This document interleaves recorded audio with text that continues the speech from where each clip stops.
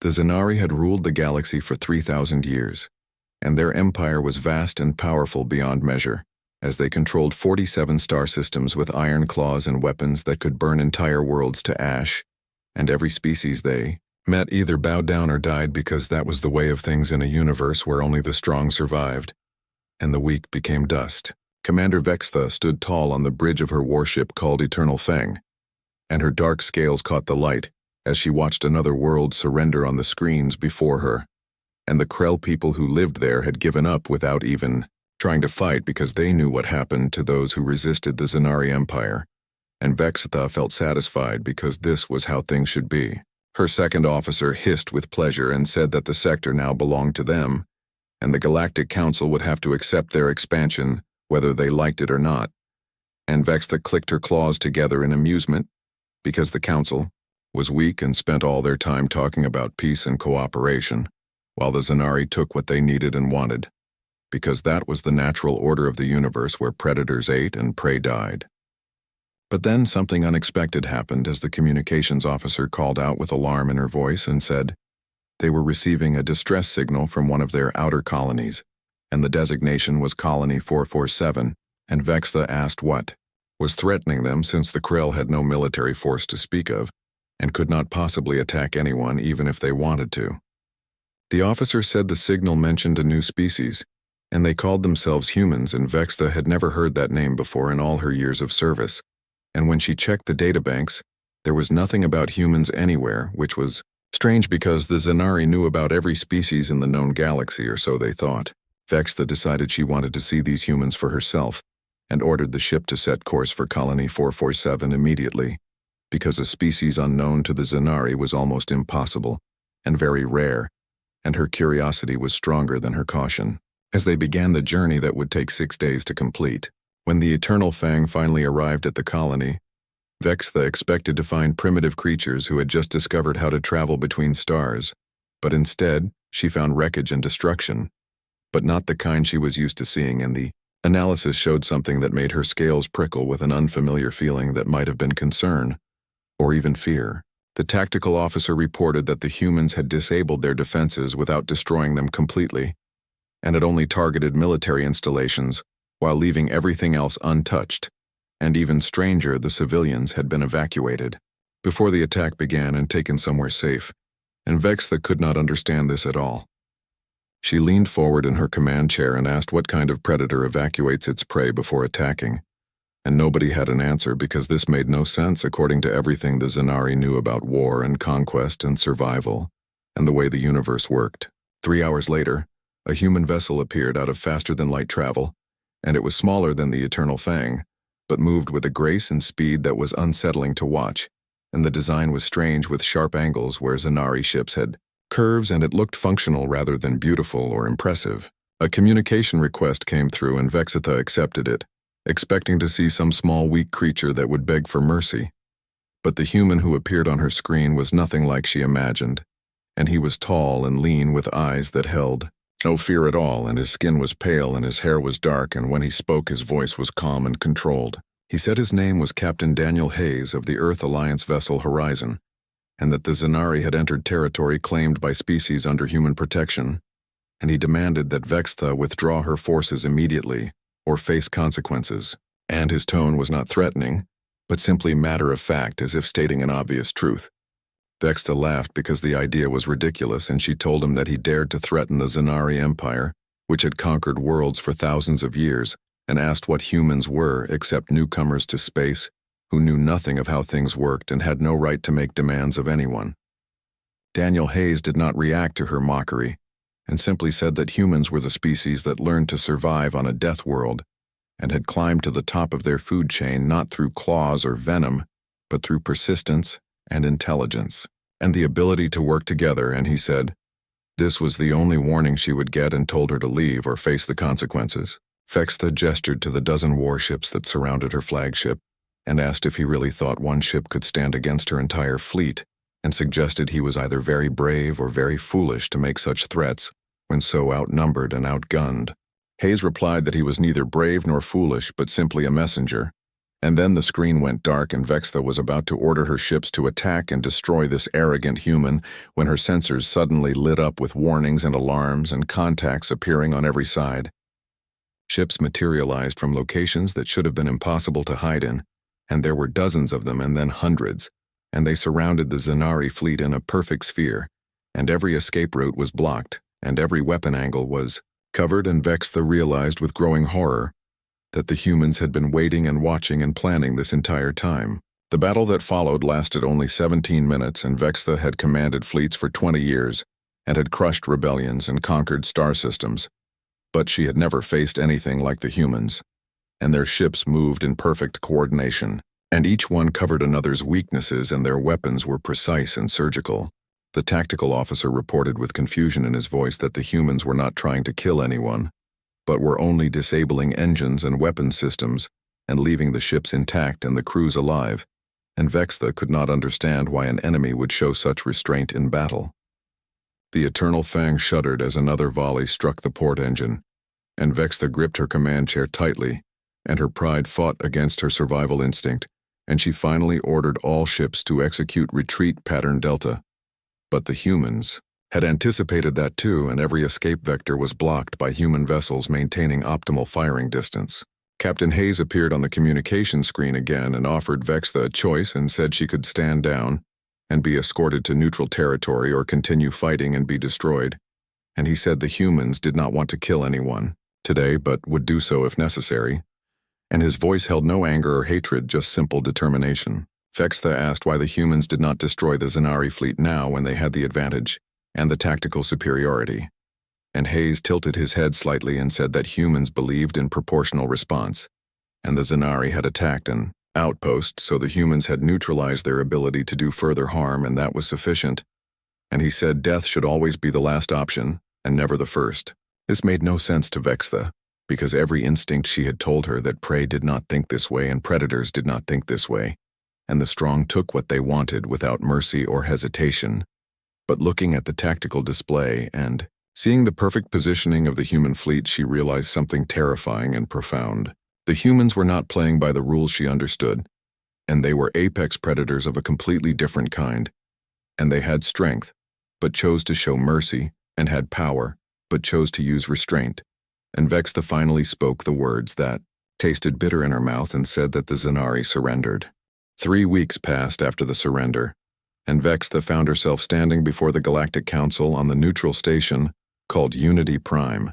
and the chamber was enormous and filled with representatives from hundreds of different species, and most of them were herbivores or omnivores who had built their civilizations on cooperation instead of conquest. And for the first time, humans sat among them as official members. The council leader was a Krell named Elder Tom, who spoke with a calm and measured tone and asked Vextha how she pleaded to the charges of violating the Treaty of Stellar Sovereignty.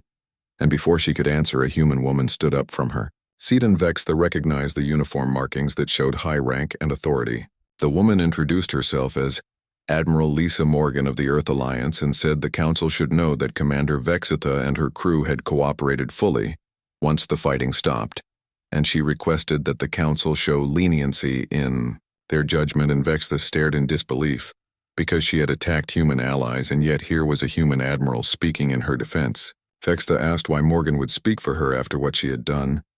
and the admiral met her gaze steadily and said that Vextha had made a mistake and learned from it, which was more than could be said for many others, and besides, the humans had reviewed her service record and knew she was a soldier following orders and not the one who made Zanari policy. Over the following days, Vextha watched the humans interact with other species and saw them negotiate trade agreements with the Krell and share medical technology with the Varen and offer military training to species that had never known how to defend themselves properly, and it was strange to see. What struck Vextha most was the human capacity for both violence and compassion existing side by side, and one moment they discussed humanitarian aid, and the next she saw recordings of human soldiers training, and their movements were efficient and deadly and precise, and they were clearly warriors who simply chose when to show mercy instead of showing it out of weakness. She found Admiral Morgan standing alone in one of the observation decks looking out at a small blue planet in the distance that Vextha knew was Earth, and she approached carefully and said she did not understand humans at all because they had the strength to conquer the galaxy, but chose to protect weaker species instead. Morgan was quiet for a moment and then said that on Earth, humans had a saying about how great power came with great responsibility, and they had learned the hard way that strength without wisdom led only to destruction, and humanity had nearly destroyed itself several times before figuring out how to work together properly. Vexta said that humans were predators, though, and she had seen the biology reports showing binocular vision and endurance hunting capabilities, and an omnivorous diet, and everything about human evolution said apex predator. So why did they act like protectors instead of conquerors? Morgan agreed that humans were predators, but explained they were also pack hunters, and humans survived by cooperating and protecting the group, and their greatest strength was not their weapons or their ships, but their ability to see a stranger and choose to help them instead of hurt them. Vexta looked out at the stars and felt her entire worldview crumbling around her, because everything she had been taught about strength and survival was being challenged, and she asked what would happen now to her and to the Zanari people as a whole. Morgan said that depended on the choices the Zanari made, and explained they could continue down the path of conquest or join the galactic community, and the humans were offering a choice, not an ultimatum, but she needed to understand that the galaxy had changed now because humanity was here, and would not tolerate the predation of weaker species anymore. Vexta asked if the humans would enforce peace through strength, and Morgan smiled slightly and said they would enforce peace through strength tempered with mercy, and there was an important difference between the two approaches. 6 months passed. After her defeat, and Vexta returned to the Zanari homeworld as something she had never been before, which was a diplomat, and the Empire's ruling council had not taken the news well, and the Grand Matriarch herself, who was ancient and scarred from 1,000 battles, had summoned Vexta to explain how an entire fleet had been humbled by newcomers. The council chamber was carved from volcanic rock and lit by flames that danced on the walls and cast moving shadows, and 12 elders sat in judgment with glowing eyes in the dimness, and the Grand Matriarch named Scarix dominated the center, and her massive form was hunched with age but lost none of its menace or power. Scarix hissed about how Vexta spoke of restraint and mercy, and said these were not words of predators but words of prey trying to survive, and Vexta kept her stance firm and said she had thought the same thing until she saw the data about the human homeworld. She explained that Earth was classified as a Class 12 death world, which was the highest rating on record, and murmurs rippled through the chamber because Class 12 was theoretical and meant for planets so hostile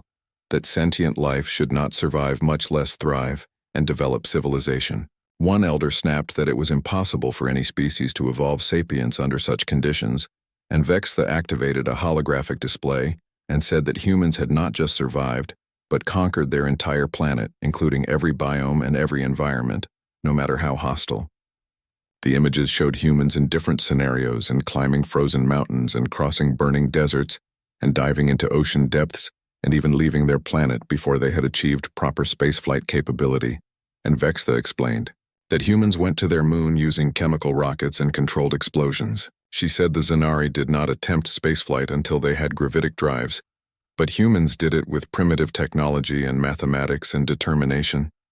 And another elder who was younger and more aggressive slammed his claws down and said, then they should fight and gather their full strength and show these humans the true might of the Zanari Empire. Vexta said no firmly, and the chamber erupted in angry hisses and snarls, but Scarix raised one claw, and silence fell immediately, and the ancient leader told Vexta to speak and explain what she meant. Vexta said the humans had offered the Zanari a place in the Galactic Council not as conquerors but as equals, and they wanted to share technology and trade routes and cultural exchange, and were offering freely what the Zanari had taken from others by force if only they would stop the expansion. Scarix asked what would happen if the Zanari refused this offer, and Vexta met the Grand Matriarch's gaze and said the humans would stop them, but not by destroying the Empire, but by protecting everyone the Zanari might attack, and they would make conquest impossible without directly going to war, and it was a strategy she had never seen before. She called it weaponizing peace, and Scarix was quiet for a long moment, and then spoke with a voice that carried the weight of centuries, and said to bring a human representative to the Zanari homeworld so she could see these humans for herself and judge them with her own eyes. 2 weeks later, a small human delegation arrived on Zanara Prime, and Vexitha watched from the spaceport as their ship landed, and it was far smaller than any diplomatic vessel the Empire would have sent, but the humans did not believe in shows of force for diplomacy. 3 humans emerged, and leading them was Captain Daniel Hayes, though he wore different insignia now, and behind him were 2 others, and a man and a woman, and both carried the calm confidence that seemed universal among humans, and Hayes greeted Vexitha and introduced the others as Dr. Stephen Walsh, their xenobiologist, and Lieutenant Katie Brennan, his security chief. Katie Brennan looked around the volcanic landscape with interest rather than fear, and Dr. Walsh was already taking readings with a handheld device, and their lack of intimidation was almost insulting, except Vexitha had learned it was not arrogance, but simply human curiosity about everything. Vexitha told the humans that the Grand Matriarch would see them tomorrow, and she was assigned to serve as their guide and translator, and Hayes thanked her and said he knew this was not easy for her to be seen with the enemy, and Vexitha replied that humans were not the enemy, and she was surprised by her own words. They spent the day touring the capital city, and the humans were fascinated by Zanari architecture, and the way the civilization had built itself around thermal vents and lava flows, and Dr. Walsh recorded everything while asking questions that showed genuine interest rather than strategic assessment or military planning. At sunset, they stood on a platform overlooking the city, and Hayes was quiet as he watched the double moons rise and finally said that the Zanari world was beautiful in a harsh way, and he could see how it shaped the people who lived there. And Vexitha said it made them strong because only the strongest survived, and that was why they believed strength was all that mattered. Katie Brennan spoke up and said Earth made humans strong too, but it also taught them cooperation, because their ancestors survived by working together and by protecting the weak so the group could survive, and those were different lessons from their respective death worlds. Hayes nodded and said that was what he hoped to convey to the Grand Matriarch the next day, and explained that humans and Zanari were not so different as both were apex predators, but predators could coexist if they were not competing for the same prey, and the galaxy was big enough for all of them. The next morning, the delegation entered the council chamber, and Vexitha watched the Grand Matriarch study Hayes with ancient eyes that missed nothing, and Scarix observed that humans were small with no natural weapons and no armored hide, and asked how their kind survived at all. Hayes stepped forward calmly and said, "Humans survived by being smarter than what wanted to eat them, and by making weapons when they had none, and by working together when alone they were weak, and by never giving up no matter what." And Scarix said he spoke of strength through weakness. Hayes corrected her and said he spoke of strength through adaptation, and explained that the strongest species was not the one with the biggest claws, but the one that survived when everything changed and circumstances shifted, and Scarix tilted her head and asked what would happen if the Zanari chose to continue as they were, and to expand through conquest. Hayes said then the Zanari would find that humanity had made expansion impossible, because every species they approached would already be under human protection, and every battle they started, they would fight humans, and not because humans wanted war, but because they had decided that predation of the weak ended now. Scarix asked if humans were appointing themselves the galaxy's protectors, and Hayes said simply that someone had to be, and explained that humans had been where the Zanari were now, and had fought wars of conquest and dominated weaker groups, and nearly destroyed themselves doing it,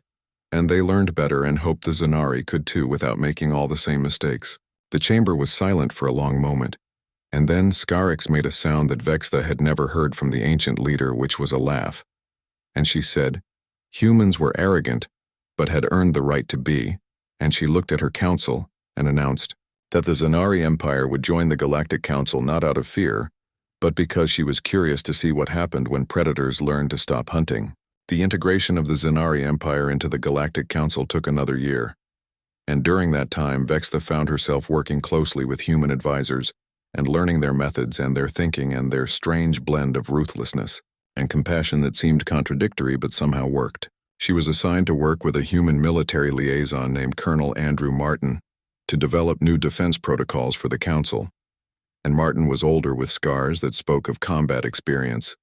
and unlike the diplomats, he made no effort to soften what humanity was or pretend they were not dangerous. Martin said during one planning session that the Council races were nervous because they had traded Zanari domination for human protection,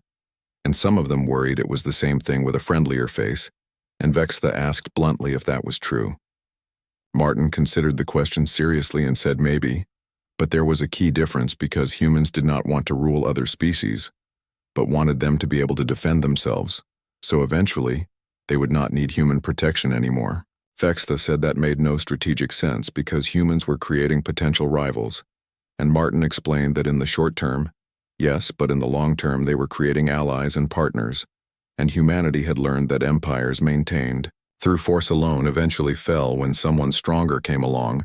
so it was better to build relationships based on mutual benefit. They were interrupted by an urgent communication, and an outlying system was under attack but not by the Zanari, and instead by something new called the Creel Swarm, which was a hive-minded species from beyond charted space that had begun consuming colony worlds. Within hours, Vextha found herself on a human warship called the Defiant, racing toward the crisis, and the ship's captain was a woman named Amy Foster, who was young, but carried the same quiet competence that Vextha had learned to associate with human officers. Amy explained, as they reviewed tactical data, that the Krill did not negotiate and did not take prisoners and consumed everything biological and moved on, and humans had encountered them twice before, and both times barely drove them off with heavy losses. Vextha asked how many ships the humans had in position, and Amy said 15, which was not nearly enough if the reports were accurate, and she looked at Vextha and said that was why she hoped Vextha could help convince the Zanari fleet to join the fight. Vextha felt something unexpected, which was a sense of purpose, and said to send her a secure channel to the Eternal Fang, and her old ship was now commanded by Subcommander Raksik, who had been one of her crew, and when his image appeared his crest was raised in alarm. Raksik said they had been ordered to remain neutral in conflicts not involving Zanari interests, and Vextha said firmly that this involved everyone's interests because the Krill would consume this system, and then the next, and then the next, and eventually reach Zanari space, and they could stop them now with human help, or face them alone later. Raksik asked why the Zanari should defend the council races who feared them, and Vextha said because it was the right thing to do, and the words felt strange coming from her mouth, but she realized she meant them, and she added that humans would be there fighting for species that were not their own, and proving they were willing to die for others so the Zanari could do no less. Raksik was silent for a moment, and then his crest flattened in determination and said,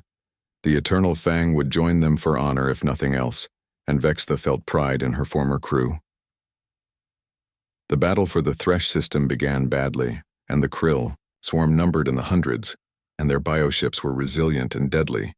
and the human fleet joined by a dozen Zanari warships found themselves in a grinding battle of attrition that seemed impossible to win. Vextha watched from the Defiance bridge as Amy Foster coordinated the defense with precision, and human ships darted in and out targeting the larger Krill vessels, while Zanari ships used their heavier weapons to create kill zones, but the enemy kept coming. Amy muttered that the Krill were adapting to their tactics and they needed something the enemy would not expect, and Vextha offered to coordinate the Zanari fleet and said they had different strategies, and if they combined human speed with Zanari firepower, they might have a chance. Amy did not hesitate and told her to do it, and for the next 6 hours Vextha commanded both human and Zanari ships in a combined fleet action, and she used human ships as hunters to draw out the Krill, while Zanari vessels delivered devastating ambushes, and it was like conducting a symphony of destruction,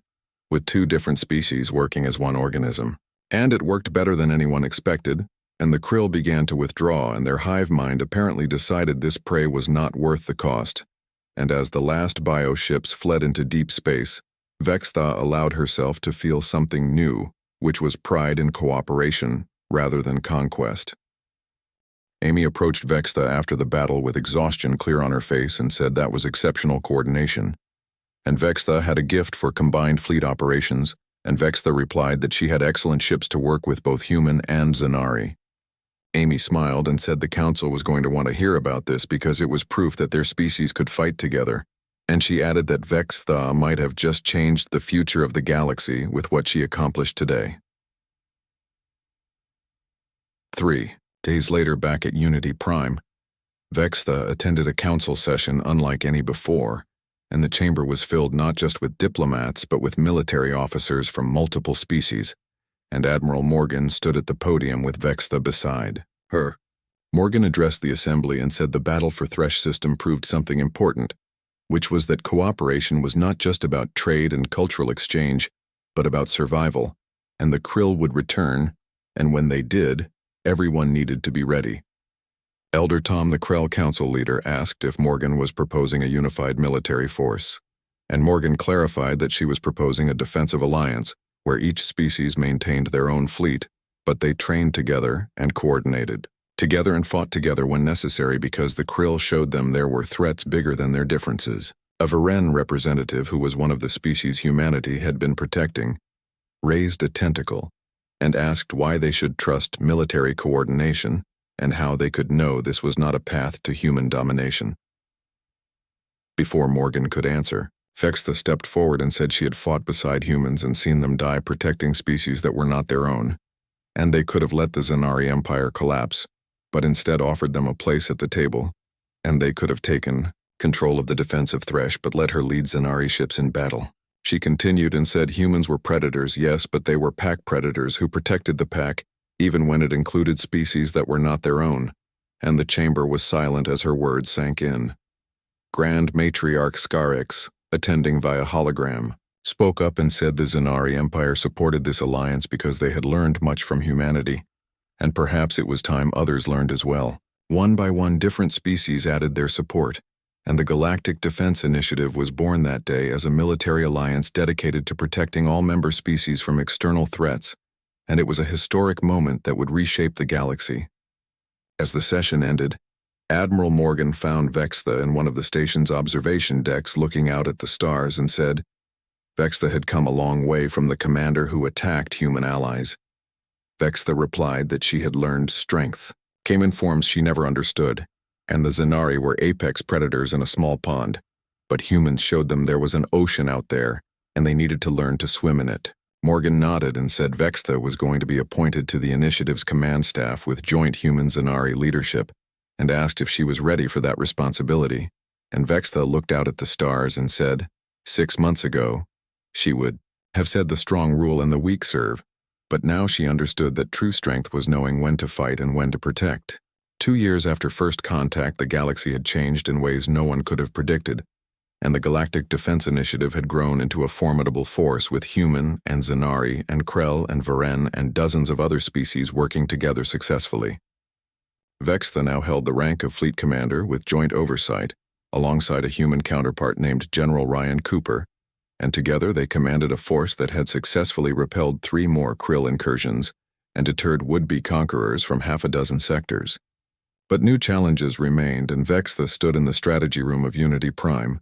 reviewing reports with Ryan, who was younger than many of his peers, but had been promoted rapidly due to his talent for integrated fleet tactics, and he had the kind of calm intensity that Vextha had learned was common among human military leaders. Ryan said they had a problem and pulled up a star map showing a pattern of disappearances along the galactic rim, and entire colonies were gone without a trace, and there was no wreckage, and no distress calls, and just empty worlds. Vextha suggested pirates, but Ryan said pirates took things, whereas these colonies were just erased and the population was gone, but infrastructure remained intact, and it was like they were evacuated, except there was no sign of where they went. Ryan zoomed in on the affected area and said it was spreading inward toward core worlds, and Vextha said they needed to investigate immediately, and Ryan said he had already arranged it, and they were taking a small fleet to the most recent disappearance, which was a colony called Haven's Rest that went dark 3 days ago. The journey took 2 weeks, and Vextha used the time to study everything known about the disappearances, which was not much, and Ryan spent hours in the ship's gym, which was a human habit she learned was how they processed stress, and she had tried joining him once, finding that human exercise equipment was surprisingly compatible with Zanari physiology. When they arrived at Haven's Rest, the site was exactly as described, and it was a thriving colony world now completely silent, and buildings stood intact, and vehicles sat in streets, and crops grew in fields, but not a single living soul remained anywhere. Ryan ordered a landing team to the surface with full precautions and bioscans every 10 meters, and Vextha led the team personally along with human soldiers and a Krell scientist named Elder Nax. The colony's main settlement was eerily preserved. as if everyone had simply vanished mid-task, and Elder Nax's instruments beeped steadily as he said he was detecting residual energy signatures with an unknown pattern, but definitely artificial and recent, within 72 hours. A human soldier named Sergeant Lucas Grant asked if it was a weapon, and Elder Nax said no. It was more like transportation, and a massive energy field that could have encompassed the entire settlement, and he said he needed to cross-reference this with known technologies. He stopped suddenly and his small form went rigid, and said that Vextha and Ryan needed to see something immediately, and they followed him to the colony's central computer core, and Nax activated the security recordings. The footage showed the colonists going about their day normally, and then without warning pillars of light descended from the sky, but there was no panic and no running, and the colonists walked calmly toward the light with blank faces, and within minutes, every person had been absorbed into the beams which then retracted into the sky. Ryan said grimly that it was mind control on a planetary scale, and Vextha replayed the footage asking who would do this and why take the people, but leave everything else behind. The answer came 3 hours later when an unknown ship appeared on their sensors, and it was massive and larger than anything in the known database, and its design was unlike any species they had encountered, with organic curves mixed with crystalline structures that pulsed with internal light. A communication signal activated, but it was not audio, but instead direct mental contact that bypassed all their communications equipment, and the voice that spoke echoed in their minds. The voice said they were the Luminary Collective, and that all species were being evaluated for integration, and those found suitable would join them, and those found unsuitable would be left to their primitive existence. Vextha felt her mind trying to accept the words as natural and right, and beside her, she saw human soldiers swaying as their weapons lowered, and even Ryan's eyes had gone distant and unfocused. But then the general's jaw clenched, and he drove his fist into the bulkhead beside him, and the pain seemed to snap him back to alertness, and he ordered all ships to raise full shields and told everyone not to listen to the voice. Vextha shook her head and forced clarity back into her thoughts and said, they were trying to control everyone like they did the colonists, and the mental pressure was intense, but she fought against it. The luminary voice held surprise and said, they resisted, which was interesting, because most species submitted willingly to the peace they offered, and asked if they would refuse unity, and refuse perfection. Ryan activated a fleet-wide channel and said this was General Cooper to all ships, and that thing was not offering peace but slavery, and he did not care how advanced they were or how perfect they claimed to be, because humanity did not claw its way to the stars just to surrender free will. Vextha felt the mental pressure intensify, trying to force submission, but she thought of everything she had learned in the past 2 years about choice and freedom and the right to determine one's own path. She declared that the Zenari Empire stood with humanity and they would not submit to anyone, and the luminary ship moved closer as the mental assault became overwhelming, and soldiers collapsed while crew members began walking toward airlocks, and even Vextha felt her will crumbling under the pressure. Then Ryan did something unexpected and activated the ship's self-destruct sequence and told the luminary they had 10 minutes to leave and could take this ship or flee, but would not get both. The voice asked if they would really destroy themselves, rather than accept the gift being offered, and Ryan confirmed they would do so every single time, because that was what made them apex predators, as they would rather die free than live enslaved. The mental pressure suddenly ceased completely, and the luminary ship withdrew to a safe distance, and the voice said they were not ready for integration, but would be eventually, because all species chose unity when they understood the alternative, and they would return when everyone had evolved beyond their violent nature. The ship vanished, leaving the fleet shaken but free. And in the aftermath, as they rescued colonists from a luminary collection ship found in nearby space, Vextha and Ryan stood together on the bridge. Vextha said the luminaries would come back, stronger next time and prepared for resistance, and Ryan replied that he knew, but by then they would be ready too, because the galaxy had changed, and they were not isolated species anymore, but an alliance with predators and prey working together. Vextha asked if he thought they could win against something that advanced, and Ryan smiled with that particular human expression, showing confidence born from overcoming the impossible before, and said, humanity spent millions of years being hunted, and survived by being smarter and more adaptable and more stubborn than anything that wanted to eat them. He continued and said the luminaries were advanced but had never faced species that chose to fight rather than submit. And Vextha clicked her claws together in amusement and said the prey were becoming predators. Ryan corrected her and said, not quite, because they were predators, remembering they were also pack animals and the pack protected its own, no matter how big the threat was. The fleet returned to Unity Prime, and the galaxy now understood the stakes because the Luminary Collective represented a threat unlike any before, but they had also unified the galactic species in a way nothing else could have, and fear of domination had been replaced by determination to remain free. 6 months later, Vextha attended a ceremony on Earth and was the first Zanari to visit the human homeworld, and she stood in a massive assembly hall with representatives from 40 species watching as the Galactic Defense Initiative was formally restructured into something more, which was the Free People's Alliance. Admiral Morgan, now promoted to Alliance Supreme Commander, gave the keynote address and said for too long, the galaxy operated on a simple principle where the strong ruled and the weak served. But then humanity came to the stars and asked, what if there was another way? And today they proved there was. She declared that freedom was the right of all sentient beings and they would defend that right against any threat. And the hall erupted in approval from dozens of different species united in purpose. Vextha was called to the stage to speak, and she looked out at the assembly and at species that had been enemies and prey and rivals now standing united. And she began by saying she was raised to believe that apex predators stood alone at the top, and that strength meant domination. She continued and said humanity taught her she was wrong because true apex predators understood that the pack survived when everyone protected each other. And today the Zanari joined this pack, not as conquerors, but as equals, and they would stand with everyone against any who would take their freedom. The chamber erupted in approval,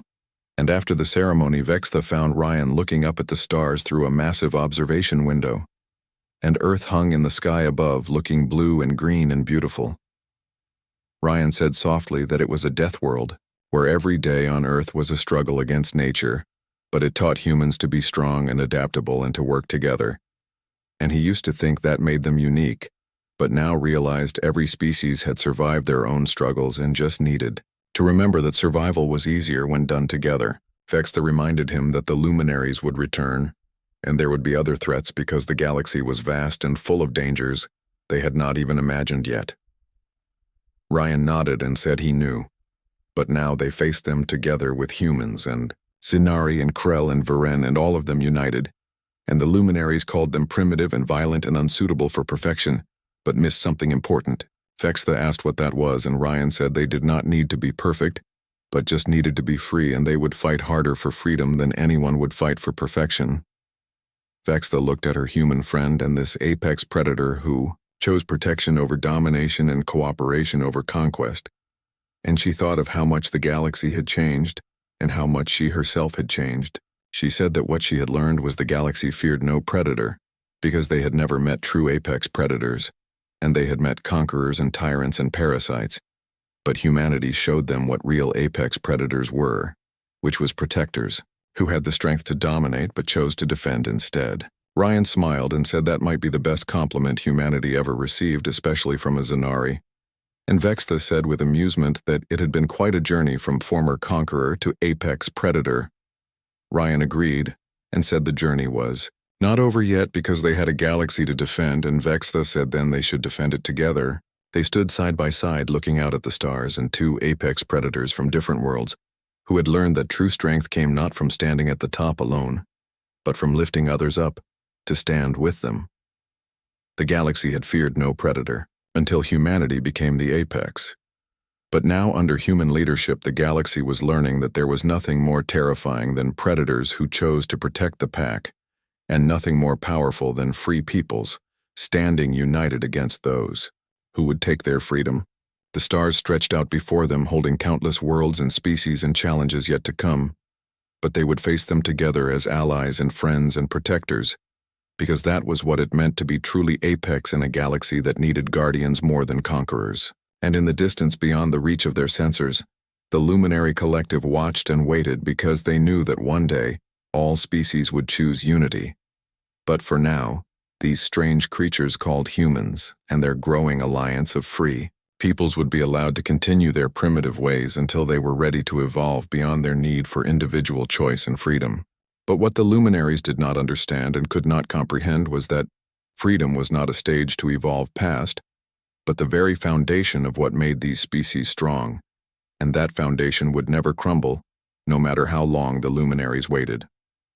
The future was unwritten, but one thing was certain, which was that the Free People's Alliance would face whatever came next together, and they would do so as equals and as friends, and as the new apex predators of a galaxy that finally understood that true strength came from unity born of choice rather than control.